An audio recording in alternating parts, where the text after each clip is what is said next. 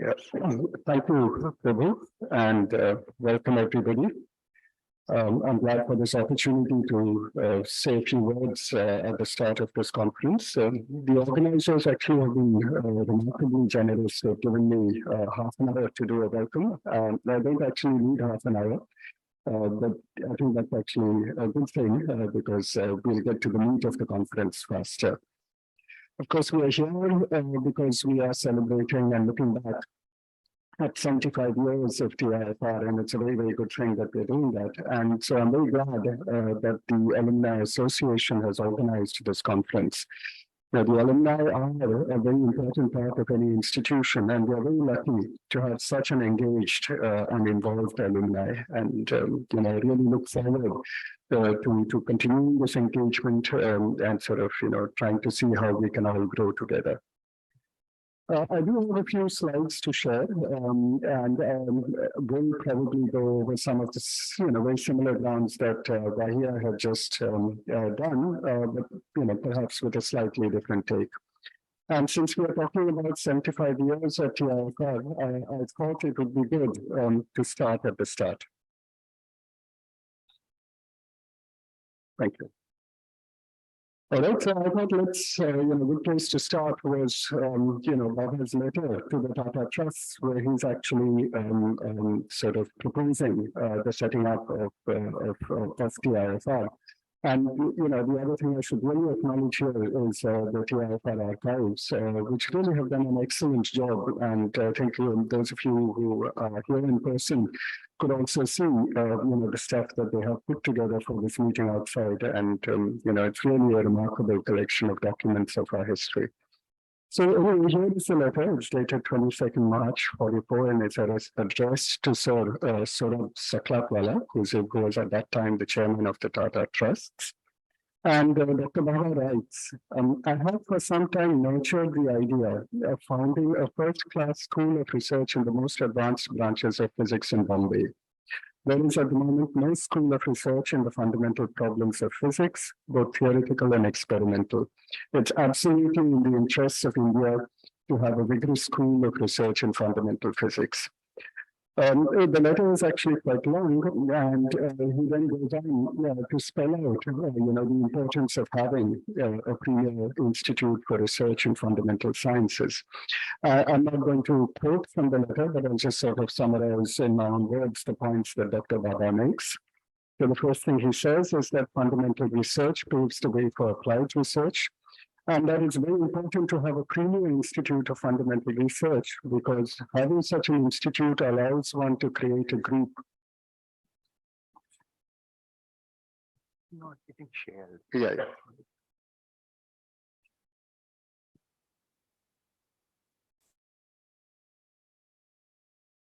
Okay, now? Sorry. Yeah, that's fine. So let me just start at the top of the slide. The first point he makes is that fundamental research paves the way for applied research, and Mayank sort of, gave us some examples of how that happened. A premier institute of fundamental research creates a group with a critical mass, which is much more effective than having small scattered groups, and that really is very important. A lot of things that have happened at TIFR is simply because there was adequate manpower to carry out these large projects. It sets the standards for high quality research in the country, and it also has people who can then provide advice and direction for other scientific programs in the country. And finally, it trains the scientific manpower needed for nation building. And as we go through this conference today, I think we see that we've actually done very well in all of these things that Baba has set out when he was spelling out the vision for our institute. I also want to sort of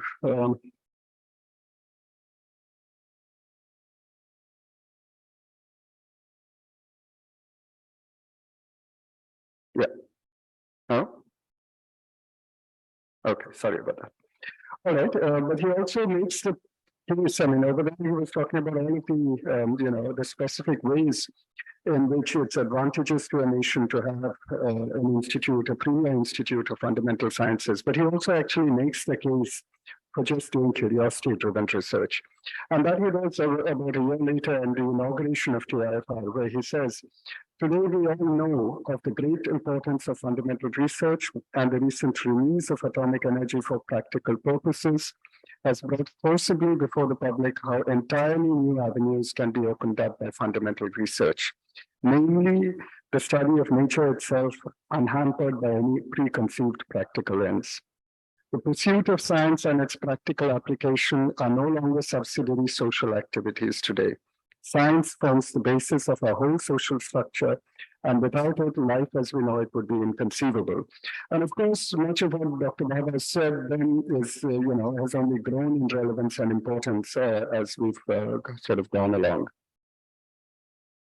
And in that inaugural talk, although the letter itself spoke only about physics, in that inaugural talk, Bhabha connected to a number of different subjects. He spoke about fundamental physics, both theoretical and experimental, mathematics, cosmic ray studies, nuclear physics, chemistry, as well as astronomy. So it was a talk in which he clearly sort of had a much broader vision for the kind of science that would happen in the institute.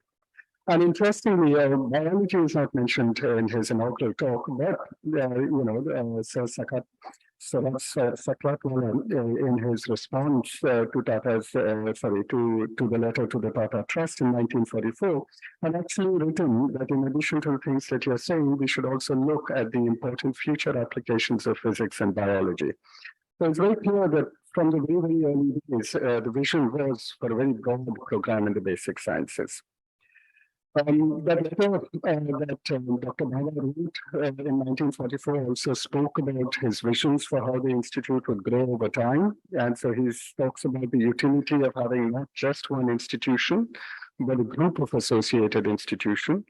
So looking, through the text of that letter, the idea appears to have been to grow over time by spawning a federation of nearby institutions. In practice, we have evolved slightly differently. We have, of course, grown significantly over time, but this has been realized in the form of having TIFR centers spread across the country. So it's a similar idea, but in actual implementation, it's sort of moved in a slightly different track. These centers have typically been focused on specific areas, as you all know, excepting for TIFR Hyderabad, which was conceived on a much larger scale as a second campus of TIFR. And so I've just put up the slide, which I got from Sandeep, which sort of says a little bit about how geographically spread we are over the country. And I think one of the good things to do over here would also to be to put in, the locations where we have field stations or conducted large experiments. And I think we'll probably find it covers pretty much all of the country. So I think we could, and as we will find out as we go through the next 2 days, we'll find out that, TIFR has certainly lived up to its original vision. And we are gathered, in fact, here to celebrate TIFR's achievements in a wide range of fields. And we'll have talks about all of this over the next couple of days, and we'll hear it, obviously, from the people who were in the front lines actually doing this stuff. So I'm not really going to talk about any of this in detail. But I did want to say a little bit about manpower training. So again, just going back to Bhabha's letter of 1944, right at that time itself, he had envisaged student training, and he said the institute would be affiliated to Bombay University, and the university would also send its advanced research students to the laboratory to work on their doctoral thesis. And indeed, that's how things worked out. TIFR was this people who enrolled for a PhD work at TIFR got their degrees from Bombay University. And TIFR, in fact, established one of the first graduate schools in the country. Courses were offered from the 1950s onwards, and student intake into a structured graduate school program commenced in the early 60s. And 2002, as you all know, TIFR became a deemed university, and it's actually quite large. There are about 1,000 students currently enrolled in the TIFR deemed university. So, the contributions to training manpower at the highest levels have really been quite significant.